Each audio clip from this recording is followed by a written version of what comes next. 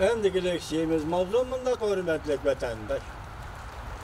Amerika Jungo elişivatıdır.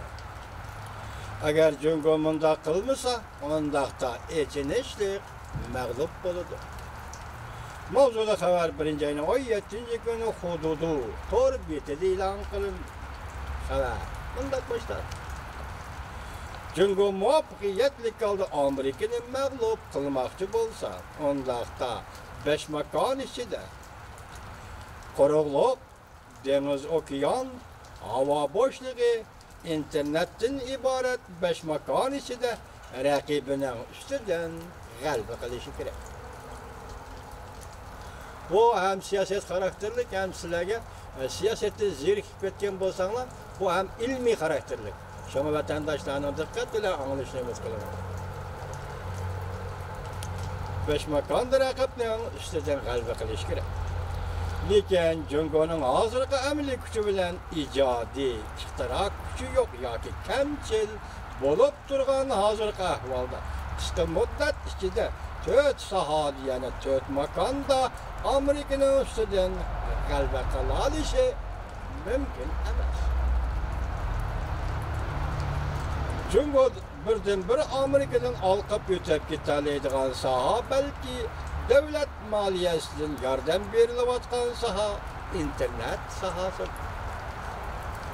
Agar bir qadam oldiga o'tib 5-ci davr, yani 5-ci davr internet texnikasidan yuqori nuqtasini yetib kelanisa, dunyoda mutlaq ko'p sondagi davlatlar bu cho'ng davlatning uchar aloqa uskuna mas'uliyatlarini ishlasa, balki Jungo internet sohasida Amerikadan olqib ketilishi mumkin.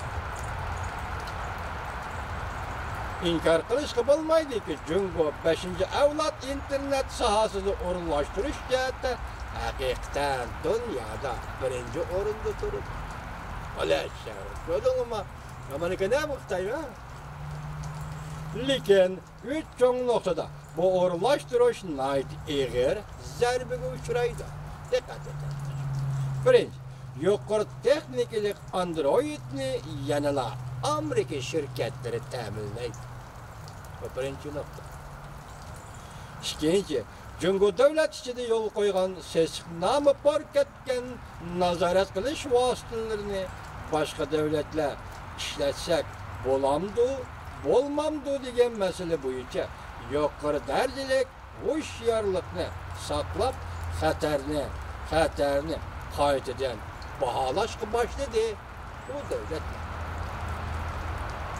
Üçüncü, Jungo iqtisodining jon tomirini tutib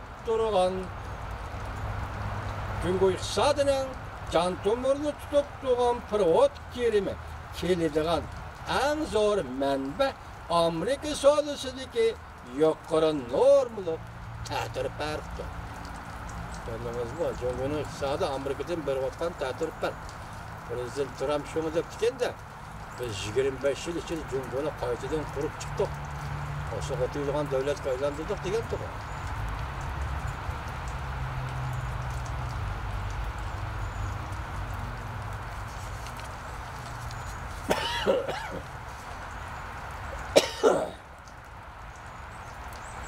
Qisqasi, Amerika o'zi kelayotgan xatarni to'nib yetgan amon, iqtisod va texnika sohasidan Jungoni umumyuzlik qamal qilsa, o'ziga qorg'uloq ishongan Jungoning shanishlari tarix qishimcha ko'rgan tush bo'lib qoldi. Boshlanimiz yo'q. Amerika harbiy jihatdan uyg'onishga boshladi. Amerika iqtisod jihatdan uyg'onishga boshladi. Jungo masalasida Amerika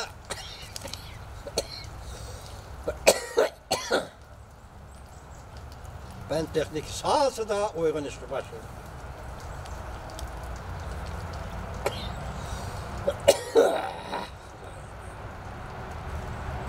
Agar Jungoning 5-avlod internet texnikasi egallashga yo'l qo'ygan bo'lsa, qanchalik qiyin xatar yetib keladi. Amerika armiyasi zapas askarlar generali Robespierre mundaq dedi. Agar ma'lum bir cho'ng davlat bir necha 10 milliard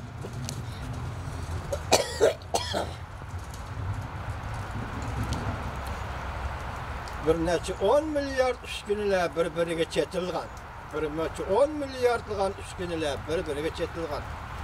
5-ci avlod texnikasini kontrol qiladigan bo'lsa, ondaqda bu davlat tüm dünyani qalayma-qallashtirish iqtidoriga erishgan bo'ladi.